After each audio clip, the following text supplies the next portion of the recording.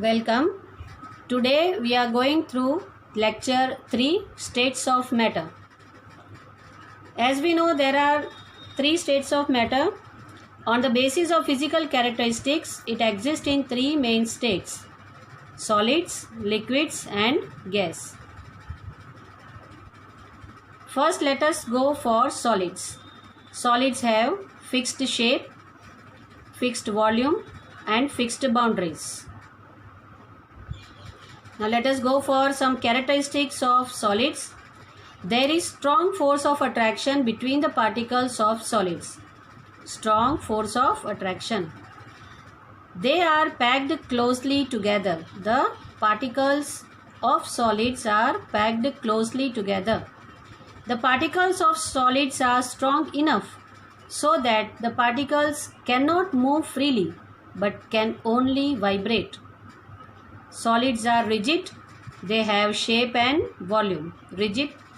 They maintain their shapes when subjected to the external force. The intermolecular force of attraction is the strongest. Do you know? Now some exceptional cases are there. Sponge. Though sponge is solid, still it can be compressed because it contains pores in which the air is trapped. During compression, what happens? During compression, the air trapped in the pore comes out, and so we can compress the sponge. So if they are asking that we can compress the sponge, but then in which category you should put sponge? Sponge is a solid. Do you know? Sugar acquires the shape of the container in which it is kept. Still, it is called solid because the shape of the individual sugar crystal remains same in whichever container you put sugar, but the shape of the crystal is not going to change. If you noticed the sugar crystal, that very small crystals are there, the shape of the crystal remains the same. So it is not, you cannot say when they are filled in the container, they take the shape of the container, but we are going for the individual sugar. Individual sugar will give you the shape as it is. Their shape remains same. Then so sugar crystals are solid, and this can be asked as one reason. Although, now what figure you are able to see here? Stretched rubber and the original shape of the rubber. Although the solids have fixed shape, yet rubber band which is solid can change its shape under pressure. Is it? This is the original shape and we can stretch the rubber. The shape of the original and stretched rubber is different, but it regains its shape when the pressure or force is removed. When I remove, the shape again will be coming back, but still the rubber band, it comes in the solid state. Now let us go for liquids. They do not have fixed shape, but they have fixed volume. They acquire the shape of the container in which they are kept. Other characteristics of liquids are: forces of attraction between the particles of liquids are strong enough to hold them together. Liquids are fluid, not rigid. You have to take care this word. Liquids are fluid and not rigid. Why? Because there is space in between the molecules of liquid which binds them together but cannot give the shape. Their molecules run over each other and they can flow. If they can flow, they are called fluids and they are not rigids. Due to presence of greater spaces between the particles, they can run over each other. Thus, liquids flow and change the shape. This also can be one reason. Why do liquids are called fluids? So the answer is in this point. Next is, the liquids are more compressible as compared to solids. Definitely, because the intermolecular space compared to solid is more, so we can compress liquid easily. The space between the particles of liquids are larger than that exist in solids. Here, the liquids have property to diffuse due to large intermolecular spaces in liquid. There is space in between the molecules of liquid, so diffusion is possible. Here, solids, liquids and gases can diffuse in liquids. The first one, diffusion of solid into liquid. You can diffuse any solid into liquid. For example, potassium permanganate in water and a salt, sugar, any solid particles, solid things you can put in liquid which can break the bond and can dissolve in liquid. Second, diffusion of liquid in liquid. Here, for example, very easy example, ink in water. Ink is in liquid state, water is in liquid state. So this is diffusion of liquid into liquid. They dissolve or they diffuse with each other. Third one, diffusion of gas in liquid. Here you can see some fishes. For example, dissolved oxygen in water. The aquatic animals survive on this oxygen. What is the oxygen? Because they are also living beings, they need oxygen for their respiration. So the aquatic animals which are living, how do they take oxygen? They don't come out to take oxygen, but they take oxygen which is dissolved in water. So let us enjoy one activity regarding this diffusion in liquid. This is a simple activity for diffusion in liquid. The first glass, as you can see, I have labeled 3 glasses. The first glass I will show you diffusion of solid into liquid. Second glass, diffusion of liquid into liquid. And the third glass, diffusion of gas into liquid. Okay, here it will be very different. Now first one, diffusion of solid into liquid. You can take any solid, salt, sugar, but just to show you I have taken coffee powder.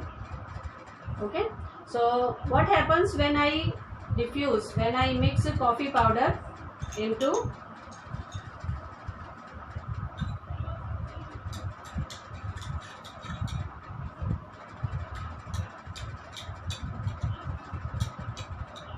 you can see it catches color. That means it takes the space between the spaces of liquid.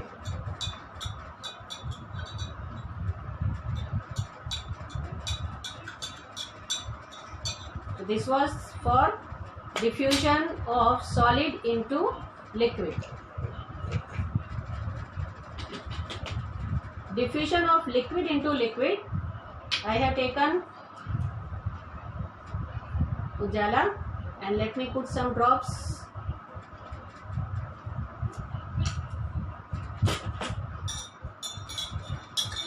Diffusion of liquid into liquid. And last, oxygen into liquid. There is no oxygen, but see what is going on in the water.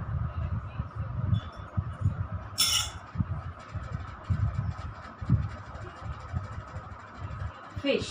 Okay, so how the aquatic animals are taking water, how the aquatic animals take oxygen while living in water? They take dissolved oxygen for their respiration. So here just one fish I have shown. Here oxygen is dissolved in water. So that oxygen is to be utilized by the aquatic animals.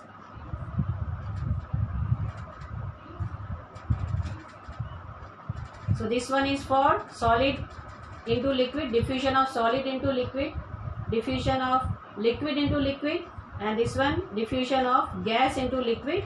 That is for aquatic animals utilized dissolved oxygen for their livelihood. Now let's go for gaseous state. Gaseous state neither have definite shape nor definite volume. gas fills up the container in which they are filled, the volume of gas is equal to the volume of container. Next one, they are highly compressible. This word is important, highly compressible, because liquids are also compressible, but if we are comparing solid, liquid and gas, you must write gases are highly compressible because of very large spaces between the particles. Gases have fluidity, already I have told gases, because the intermolecular space between them is very large, so they flow. They can flow easily due to negligible force of attraction. There is very less force of attraction among the molecules, so the particles of matter, particles of gaseous states are running here and there, so very less force of attraction among them. And density of gases is low compared to solids and liquids. Some more characteristics of gases. Gases have the property of diffusion. Yes, we can diffuse gases in different states of matter. The rate of diffusion is faster in gases as compared to liquids. Already we have seen that there is diffusion in liquids, but if we take the gases diffusion, then it goes faster. The particles of gases are in constant motion. The particles are running, like small kids are running here and there. So particles of gases are also continuously moving. They are in constant motion, state of constant motion. Next, they collide with the wall of container in which they are filled. The gases have pressure due to force exerted by the gas particles per unit area on the walls of container. These are the diagram for the molecules of solid, liquid and gas. For the first part, solid, you can see there is very less space between the particles, between the molecules, whereas in liquid there is little space compared to solid. In gas, more space than in liquid and solid.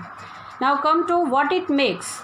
Solid, because of this arrangement, they bind them together and give shape and volume. Liquid, because of this arrangement of molecules, they cannot bind them, they bind them together, but they cannot give shape. They can give volume. That means in which container the liquid is poured, it takes the shape of the container. Come to gas, very far from each other, so they are also fluid. Why we say liquid and gases are fluid? Because of the less space, because of the space, intermolecular space between the molecules, the particles run over each other and they can flow. Similarly for gas, they can flow. So for the shape, if I take solid, they are rigid. If I take liquid, they are not rigid, but they are fluids, and gases are also fluids. Now here very less space in between the particles of in between the particles.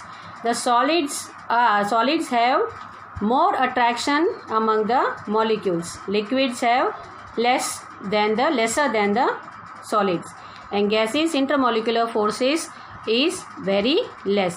So in which intermolecular forces is more? Solid, less and least. Let us go for small recap till today what we have done. First, matter. We have done the definition of matter. Second, characteristics of particles of matter. We know that particles, 4 characteristics were there. Particles of matter, continuously moving, very small, force of attraction, okay. And the last, today we have done states of matter and their characteristics. Still the chapter is not over, but 3 lectures are over, so just a small recap I have given. Thank you. See you tomorrow.